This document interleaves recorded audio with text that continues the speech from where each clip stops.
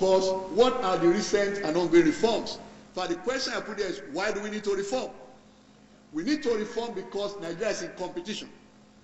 And that is to put in context my remark about those reforms recently that we have done. We compete for investable funds. We also compete for talents. Now, if Nigeria doesn't wake up to recognize that we compete for talent and get carried away by the fact that some foreigners who are our friends, so to say, tell us that, oh, you don't need to worry about brain drain. What is happening is brain redistribution. Okay? And that is why a good number of our youth wake up each day and all they aspire to do is to leave Nigeria or some other country.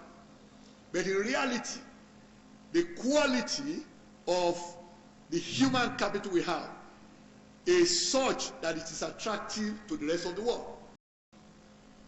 But yet we keep telling ourselves that they all are not good products of, oh, excellent. Thank you so much. Thank you, Mr. Chairman, sir. So now, the basic point here is that competition is a zero-sum game.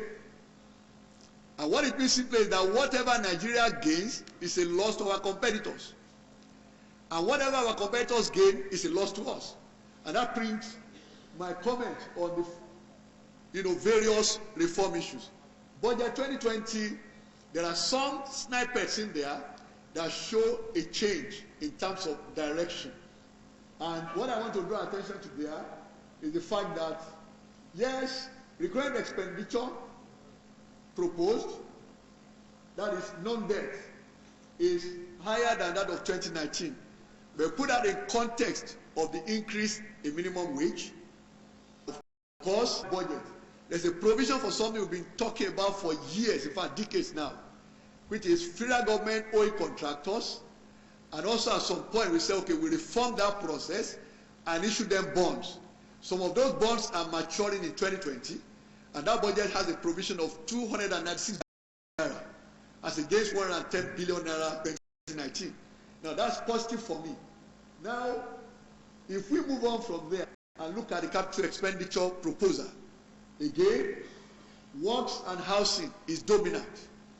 And that for me is in the right direction.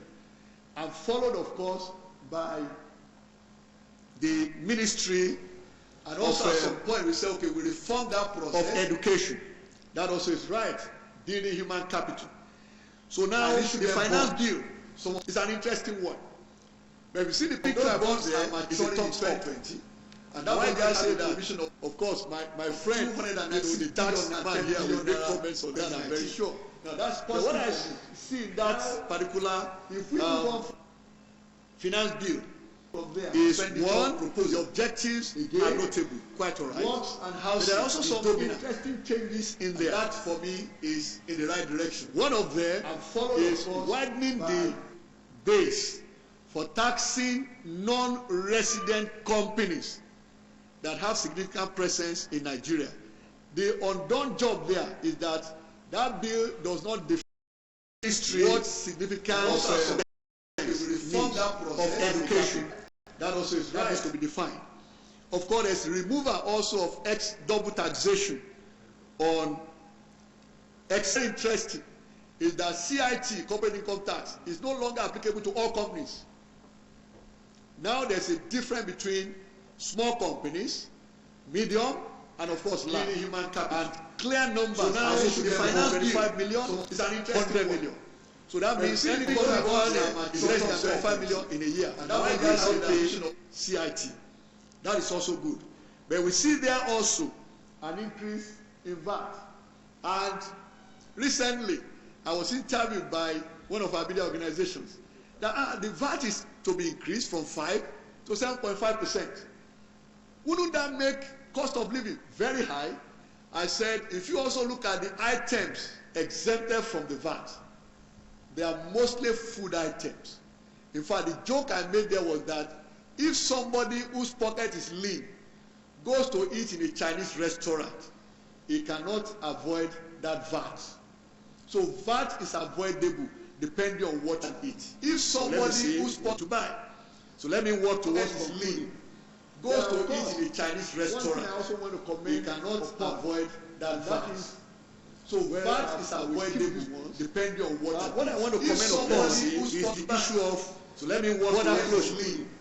Goes to easy. For someone who has encountered some African countries deliberately coming to Nigeria to market business people to leave Nigeria and relocate to their countries deliberately, and I've encountered this even with some of my clients.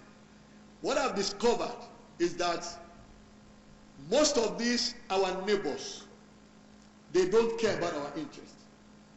They care only about their own. And what they do simply is to benchmark Nigeria in their tariffs and also in their practices. So if border closure for now is conditional, and the condition is that there are certain things they must comply with before we open our borders. And I put it simply this way.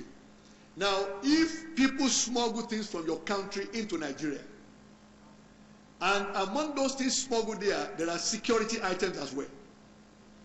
And those things freely leave your country and cross the border into Nigeria. I now choose to hold you accountable because those things originated from your country.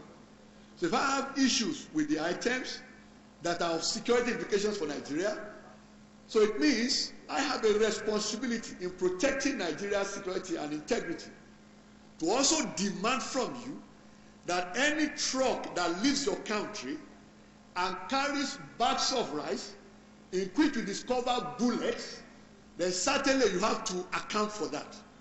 So for me, as a Nigerian, and it's an international thing anyway, every country's government, a responsible one, will protect its citizens. But I've also encountered occasions where they actually come to lure Nigerian manufacturers. I have a client that they had done that successfully without mentioning the name of the country concerned. So, but like the president said earlier on, the critical thing here is how do we ensure that we improve our own environment so that when they come marketing them, we have reasons here to say no, we still prefer it here because the opportunities are here. Let me also say about the African Continental Free Trade Agreement. And it is very simple. With a population estimated as at the end of November of 203 million people, the Nigerian population is about 14.3% of the African population. Nigeria is the market. And again, looking at the data in terms of income, Nigeria is in the second tier. In fact, it's in the lower middle income in terms of World Bank categorization. If you look also at the propensity to consume, highest in Africa. So in which case, the market for whatever anybody produces in Africa is Nigeria. So if the borders become open within context of that agreement, it means I can start my factory anywhere in Africa, I have a ready market I can access in Nigeria. So how do we protect our own? And that is my worry here. No country ever opened its borders until it was strong enough to compete with the rest of the world. So, but for us in Nigeria, we need to begin deliberately to look at how to improve our competitiveness on the one hand, but within that period also offer protection to those that produce here. And people in agriculture, people in manufacturing, they need protection. That is the way it is all over the world. So let me conclude, Mr. Chairman, President, distinguished ladies and gentlemen. Now, my expectation for 2020 is that the Nigerian economy will grow between 2.35 and 2.42%. But hopefully also by then, we see a significant improvement in the state of our infrastructure. So the real, what I will call strengthening in terms of growth will likely happen from 2021 forward. Of course, the other thing to talk about there is the exchange rate. From the sound bites from the monetary authorities, we don't expect naira devaluation in 2020. And of course, the data that I also showed earlier on has proven that. Because at about 9 point something months import cover of our foreign external reserves, which is of course above the 6 months minimum required to have a stable exchange rate. Apart from that, the import-export nexus When we take all of this and review the 12 factors that make central banks anywhere in the world to move the exchange value of their currency, there's nothing to indicate that we are in a period to devalue the naira. Historically also, if you look at the data from 1970 till date, there was no time we devalued the naira that Nigeria benefited. And it is obvious, because devaluation is aimed at making your exports competitive. And so what do we export that we have control over in terms of pricing? We export mostly crude oil and the associated gas and condensate. No control over volume, no control over the price. So where we have control is non-oil exports. And that, as I said earlier on, accounted for just about 10% of our exports. The value today, the value economically in terms of argument, will not come to Nigeria from the normal argument. So in conclusion, the Nigerian economy is undergoing structural changes and correction. In fact, what I do tell people is that the things that are happening now, and those I believe when ICAN submits the communique or this discourse to the government, and they find courage to do those things, is that we will begin to see the positive impact of those changes anytime from the next 2 to 3 years.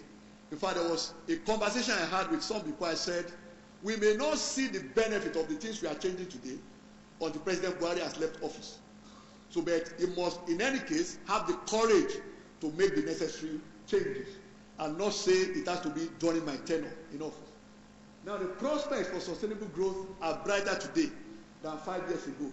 And if this will happen, two things, and that's my final take here. Number one is that every stakeholder of Nigeria must be ready to pay the price. Nothing remarkable happens until someone has paid the price. So we can't say we are inconvenienced by some changes. Rather, we should look at what those changes will bring tomorrow.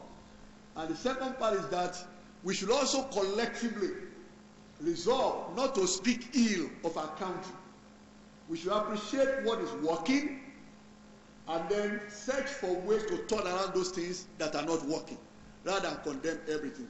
Mr. Chairman, President, esteemed ladies and gentlemen, thank you so very much for listening to me.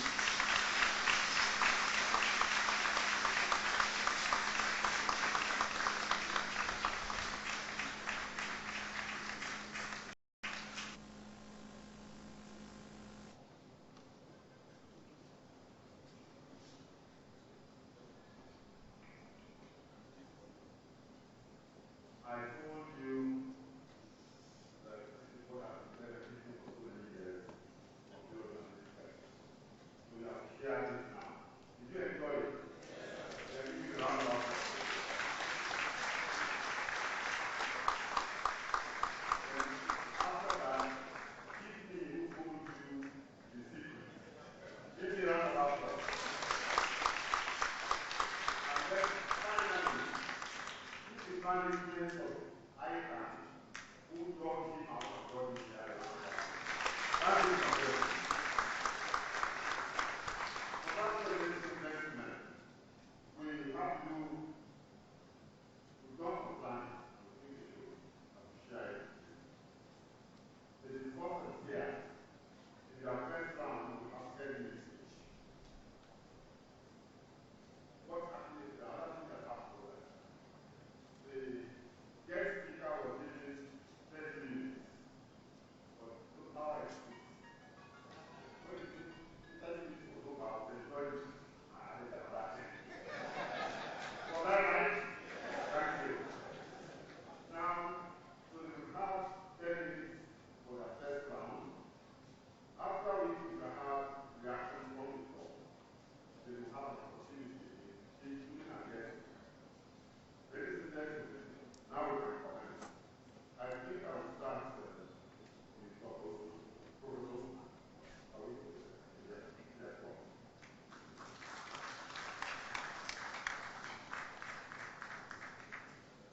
Thank you very much, Chair and the President of ICAN. I'm privileged to be here as an economist in the midst of economics.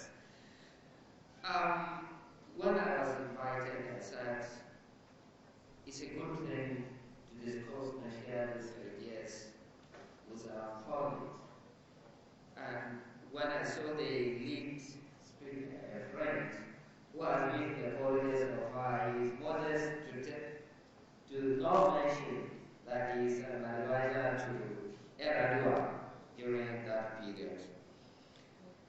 Having said that, I'll just discuss on 3 issues, and I think I will allow the floor to raise other questions that are issues.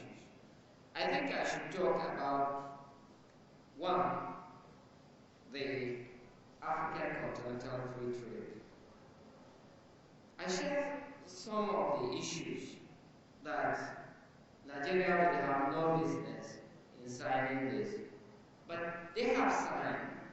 It's just signifying interest because it has to be ratified, taken to National Assembly. But having said that, even if Nigeria demonstrated that, they cannot benefit from continental free trade agreement. I have reasons for that. 1, Nigeria has no quality policy. As such, their goods